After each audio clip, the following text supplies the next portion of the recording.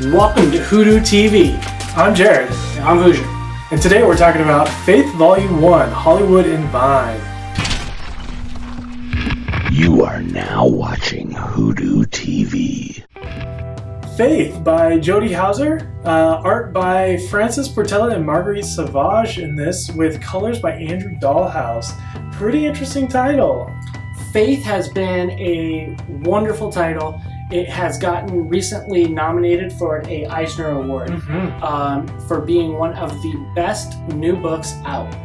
And Faith gets a lot of credit for a lot of things because she is going against the mold of what a superhero necessarily is. And she's also bringing it into, what if we were a superhero? How would we act? How would we be with our new superhero found powers? Absolutely. She's plugged into pop culture. She's just one of us, and she's able to fly and project her psiotic powers, and she's great though. She's so relatable, which is something I really enjoyed reading this book and getting to know more about Faith. And she's just someone I could really identify with. Faith's origin story started off in Harbinger, and we get to meet her when she has no powers. She writes a blog for anything geek culture there, and she ends up getting the opportunity to become a psiot. She had the abilities that needed the procedure to have her psiot powers come out, and Peter Stanchek actually activated those for her, and that's how we got Faith.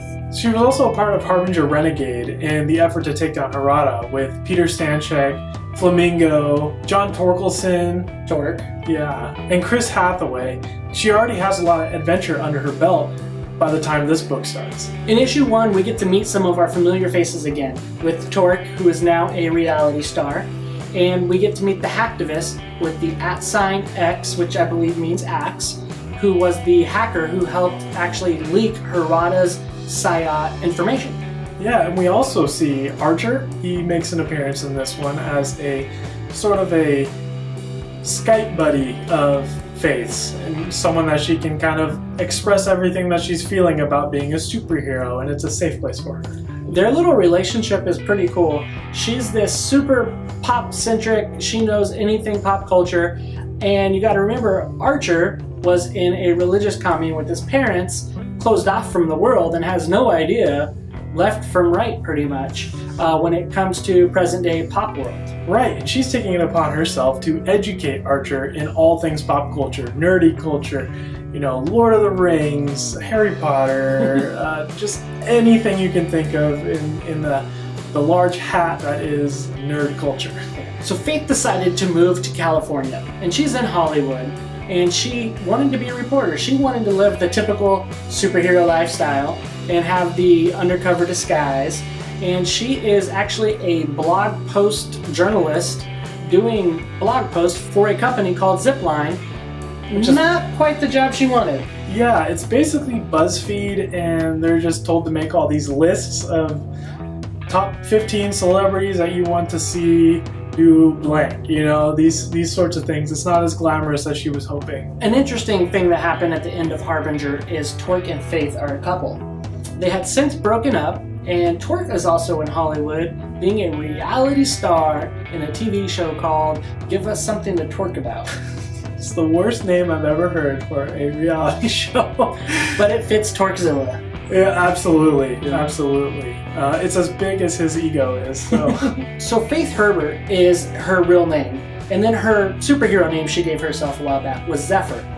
So she's got a secret identity for her identity that's been exposed, and now she needs a second identity. And now she is Summer Smith. Yeah, she's constantly wearing these sweaters, and she puts on this red wig every day with these grandma glasses, and it really is kind of a funny disguise for her.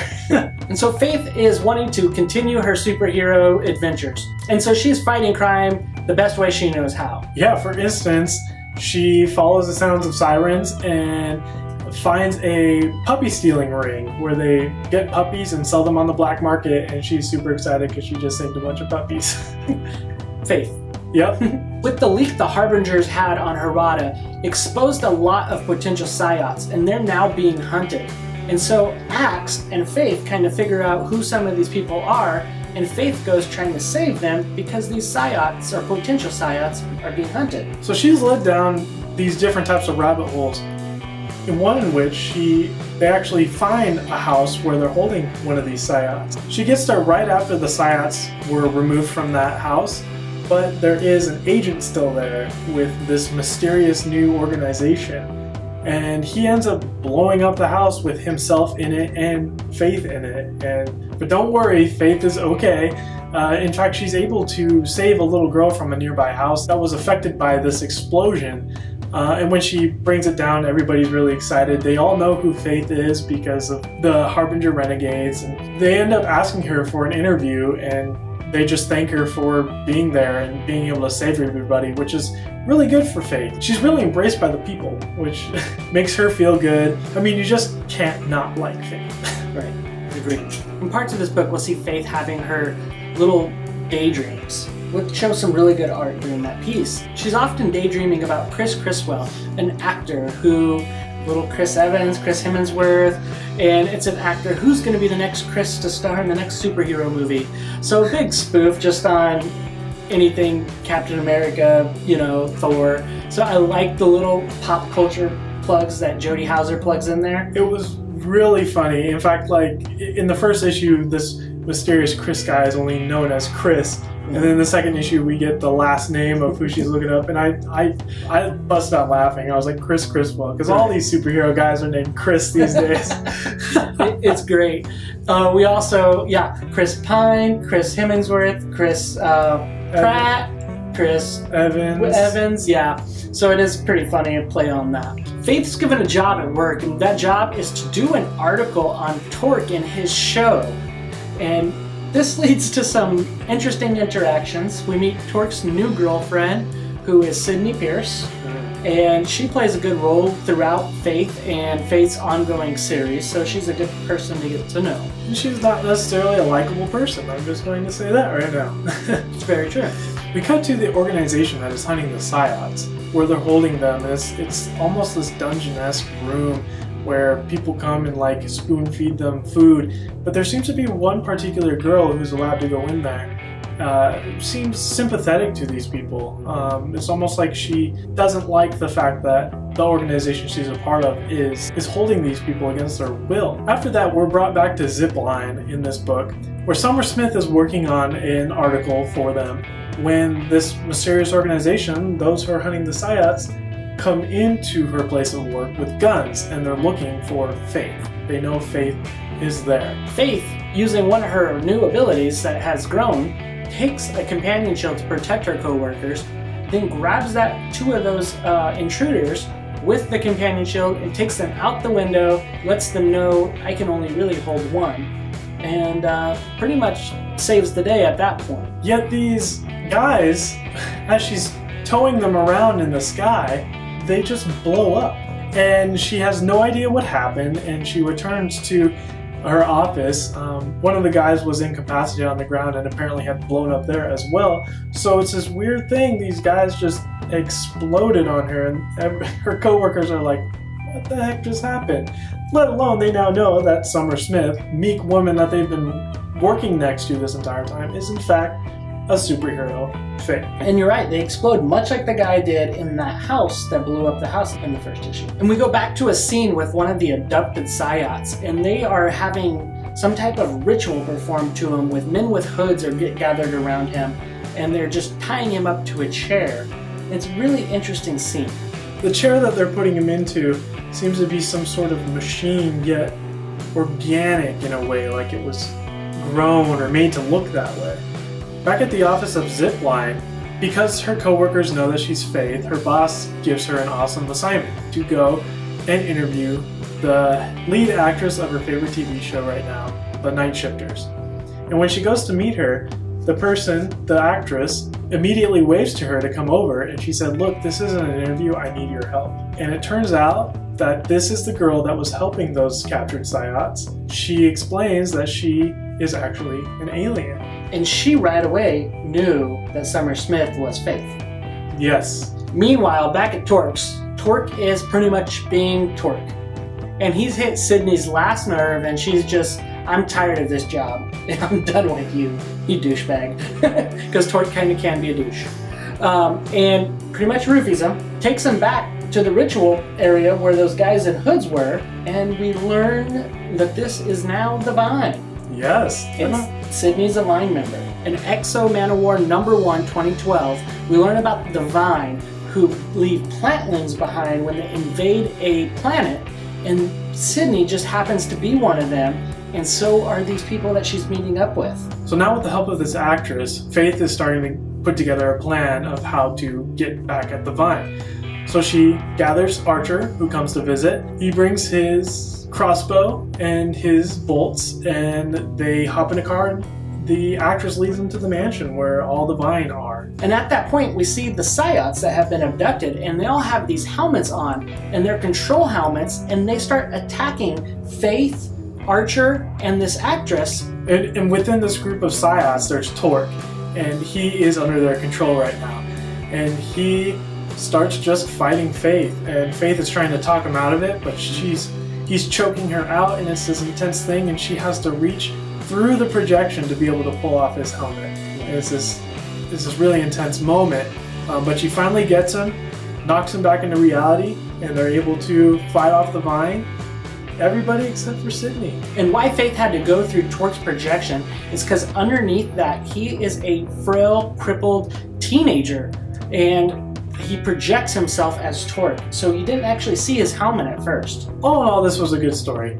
You could tell that this was originally written as a limited series. There's not a whole lot left over. There's a few things that continue on, like Sydney's disappearance, and she was able to get away. But I'm glad that they continue to pick this up. It just didn't seem like a large story that would span over, multiple arcs or anything like that yet. This Faith miniseries actually triggered a larger ongoing series because of its success. So Faith has now had 3 more arcs that have happened since then, and she continues to be a character that is getting a lot of publicity throughout the community and even outside of the community about her positive body image, her positive attitude and character, and just being a positive figure for many people. Not to mention, she's the geek on the street that got superheroes. So it's pretty cool. You would go to Comic-Con with her, and I actually believe there's a later issue where she does go to Comic-Con. That's great. That's great. She's fun. I love the character. Like I said before, she's super relatable. But there were a couple things in this book that did kind of irk me a little bit. I have to say I did prefer the art by Marguerite Sauvage over the art by Francis Portela. Francis Portela did most of the work in this book. Marguerite Sauvage only did the work within Faith's daydreaming. But I thought it had a lot more style to it, and it was kind of fun to see. Her character seemed to be drawn a bit more flattering in those ones too. She had a cooler outfit, a cooler superhero outfit. She seemed to, I guess in a way this was how she saw herself, so that's definitely something to consider. But with Francis Portela, there were a couple frames where it just looked like they drew her as a thumb and wasn't necessarily flattering for the character. And I know that she's not a character that in every frame she's going to be a bombshell or anything like that. That's not at all what they're trying to do with her. Maybe the different type of anatomy that they're working with, it seemed to be almost a challenge in a way. One thing that I got to give credit to, and that does make it such a difference between the two artists, is the colors by Andrew Dahlhaus. He uses a totally different palette between the daydream and between the regular day sequences. And that's part of it. Also, part of it is a daydream. So it is going to project a little different because we all see ourselves just a little bit different than we actually are. That's absolutely true. That is. And I think the use of 2 different artists for those 2 different purposes was a great idea. There is also one other thing, a small detail that I was just like, what the heck is going on? There were Vine, and they would call them moon bathers. They were pretty much just out in the moon, and they would just soak up the moon like they would soak up the sun, like a normal person. The scene that we're showing here, it shows them sneaking up on the mansion, and the actress, she mentions that the moon is almost a new moon, so there aren't going to be any moon bathers out, which is convenient for them sneaking up. There's nobody going to be in the lawn. But if you look over at the moon, it's a full moon, so I don't really know if she knows anything about the moon cycle or anything like that. But it was just a small thing that I wanted to mention, and it was just silly. I really like the writing Jody Houser's doing. She's bringing in a lot of pop culture, geek culture, and she's playing it out into a great way that rolls, and it flows very good. I do like that Valiant saw a lot of success in this book, and they decided to make it an ongoing. I do like the fact that the publisher is listening to what the fans are saying. And so this is a great example of what Valiant does, and I appreciate it. Yeah, and I'm really excited about this summer. We're going to get Faith in the Future Force, another title under Faith's belt, a limited title. So it's going to be a big event. It looks really cool. A lot of really awesome character design with a few things that have been coming out here and there. So really excited about that one.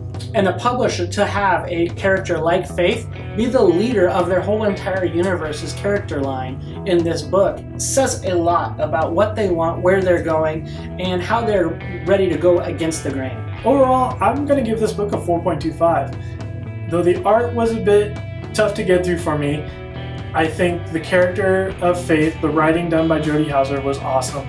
That definitely redeems the story. Harbinger is one of my favorite books, and so I'm going to love this because she is one of the original Harbinger renegades. Faith's positivity really just excites me, and it is a good change of pace in what we're seeing in the world today and in with what a lot of comics have. So I enjoyed this book too. I'm going to give this a 4.35 just to give you a 1-up. Ha! How do you like me now? It hurts. The writing by Jody Houser has been what my all-star piece on this book, and excited what she's done with this since and where she continues to go with Faith. I look forward to more. Check it out. Pull this book. Look up the other trades that have recently happened, and they all tie together. So it's great to start from here and keep going.